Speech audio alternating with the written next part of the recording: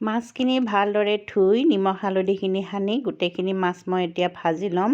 এনেদৰে গোটেইখিনি মাছ ভাজি লৈছোঁ। আজি মই ভাবিছোঁ সৰু পালেং শাকটো যে আছে লোকেল একেবাৰে সৰু পালেংটো ঘৰত হোৱা, ঘৰত আছিলে হাইব্ৰিড পালেং শাকৰ খেতিও কৰে আমাৰ, কিন্তু সৰু পালেং শাকো হৈছিলে, গতিকে তাৰ পৰাই মই লৈ আনিছিলোঁ।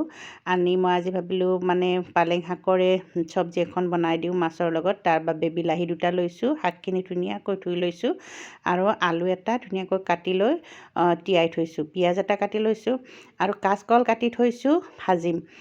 মাছ ভজা কেৰাহীটোতে পিঁয়াজটো কাটি দিলোঁ আৰু আলুখিনি মই ভাজিব লাগিছিলে প্ৰথমতে পিঁয়াজৰ লগতে, কিন্তু পাহৰি গ'লোঁ।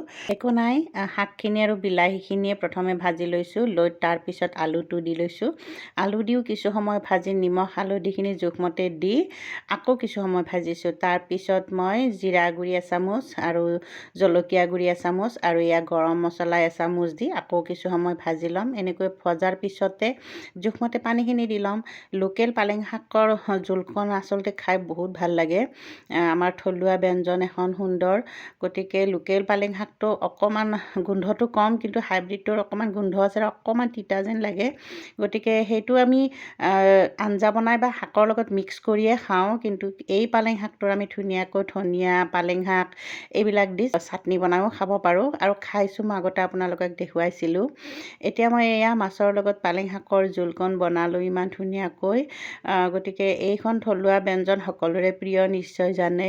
মই কিন্তু আমাৰ সকলো থলুৱা ব্যঞ্জনেই বহুত ভাল পাওঁ আৰু মোৰ প্ৰত্যেকখন সাজতে এখন হ'লেও থলুৱা ব্যঞ্জন থাকে। গতিকে আপোনালোকক দেখুৱাইও থাকোঁ, কেনেকুৱা হয় আপোনালোকে জনাবচোন।